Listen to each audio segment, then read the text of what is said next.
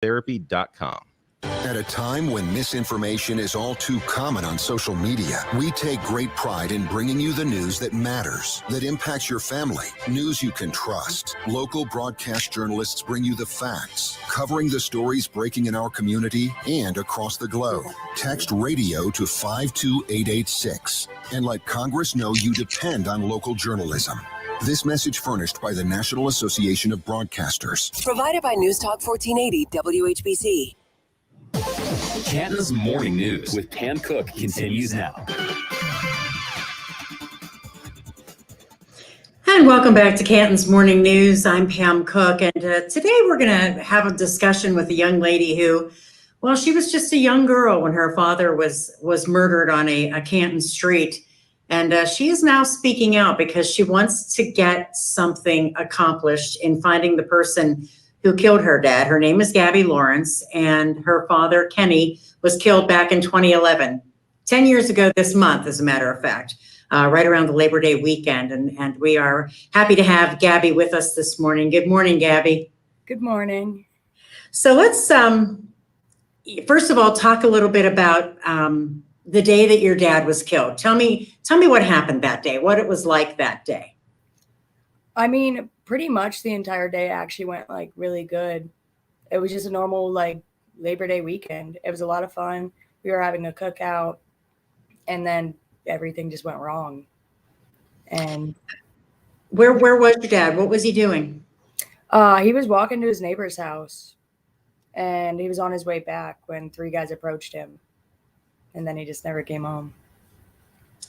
And so the police say now that they are still investigating. Is that right? That's what they say. I don't think they've been investigating this the entire time. I definitely think they haven't done anything about it in 10 years. What was it like with the police when it first happened? I mean, did you feel like they accomplished anything in finding anything out? No, I think they had a guy in custody and they let him go. So I think after they let him go and didn't get him with anything, they didn't look into it anymore. And I know that there was a friend of your dad's who helped him when he was on the street, when he was attacked by, I guess, as the police are calling it, we're calling it a robbery, and a robbery gone wrong, and your father was killed. But there was a friend of his that came and helped him. Is that right? Yeah. He had more than just one friend come and help him. One of them got shot for him, and then the other one went to him and sat there with him, and he did die in his arms. So you were 12 years old at the time? Yes. So what was that like? I mean, when somebody, where were you when you heard, that your father had been shot? Tell me a little bit about that. I was at his house for the cookout, and I had no idea what was going on. Being a young age, I heard gunshots. I thought it was fireworks. I didn't really know. And then my aunt walked in the room and she said, "Hey, your dad's been shot. He will be okay. He just got shot in the shoulder." And then she came back 10 minutes later and didn't have to say anything. You could just see it in her face that he was not around anymore. And what was the reaction of the rest of the family when it came time to the investigation? Did they feel like things were being done back then, 10 years ago? No, I think we were all kind of on the same page with nothing. The cops weren't doing anything. The prosecution wasn't doing anything. So what are you hoping for? What made you think about it now? I mean, obviously you're a young adult, and, what made you think about it now?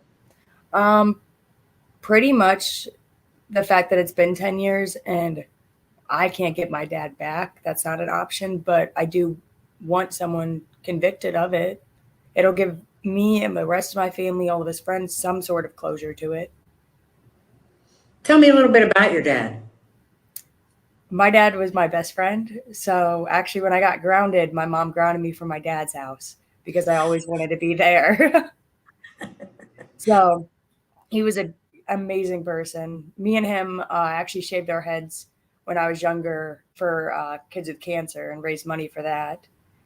And he was an amazing person. He always cared about making sure all of his friends, all of his family was good. He was always the last one. If he had a cookout, he was the last one to eat. He wanted everyone else to eat first. He took care of everyone he loved. So what are you hearing from other people now? I know that you've kind of been speaking out about this, and hoping for something. Are you hearing anything at all? Are you getting any good information or tips or anything? Not really. Not that I know of, at least. No one's told me anything, at least. Yeah, I mean, when you think about 10 years ago and you think about the police, and it has to be hard to say who was doing what, when. I mean, were there neighbors in that area? Where was it? It was on 13th Street? Is that where it was? Yeah, it actually was right at like the Hughes Kitchen, kind of Cleveland Avenue, 13th and like Cleveland. It was right at that corner. Okay, so no other witnesses or anything like that have ever come forward? Nope. And I definitely think people know things. I mean, that area is not the best to begin with. So somebody knows something and they're just not talking. So if somebody's listening right now, whether it be somebody that was involved or somebody who might know something, what kind of message would you give to them? I just want justice for my father. It would do a lot for me and my family, like mentally, just to know somebody is in prison for murdering him. And again, this is Kenny Lawrence. He was killed back in 2011. This is his daughter, Gabby. And if you do have any information, obviously, you can call the Canton Police Department. They have a tip line. You can go on Facebook, any of those kinds of things. Have you used social media at all, Gabby, to try and figure anything out? Yeah, it's not that easy. I looked into that. I've tried to figure out connections with the people, and it is not that easy. No, it is hard. And I can imagine, like I said, we're talking 10 years ago when social media wasn't really, as popular as it is right now. So nobody probably standing around with their cell phone going like maybe somebody would be, right, if it happened today. Yep. Picture of your dad behind you right now. Yeah. He's got you have the same smile he does. That's for sure. That's for sure. No doubt about it. And if anybody is listening, and you can also watch this on our Facebook page at 1480 WHBC, you can find it on our YouTube channel as well. And again, Gabby's a young girl who wants to just get justice for her dad. And hopefully this few minutes with us today will bring something about. And Gabby, keep us posted and let us know if anything in fact happens. And, anytime you want to come back on, we'd love to have you. Yeah, I do have one final thing that I'd like to add. I'm actually offering a $10,000 award for anybody with information that leads to an arrest and conviction for my father's murder. Well, that's a big thing. Yeah. That's a big thing. $10,000. And how would somebody get in contact with you? Where should they call, or what should they do? Call the Canton Police or you, or how's that work? They can email me at gabbylawrence98@gmail.com or find me on Facebook. Very good.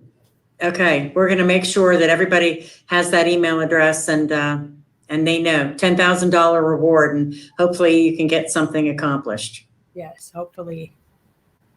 Thanks, Gabby. You have a good one. We'll talk soon. Yes, thank you so much. What's next? Keep listening to find out, because the news never stops. Get the facts. And neither do we. 1480 WHBC and WHBC.com. Probably about the only station I listen to. Canton's Morning News, live and local with Jordan Miller, and the Kenny and JT Show. I like that it's local. News Talk 1480 WHBC. I love listening to you guys so much. I'm so glad I found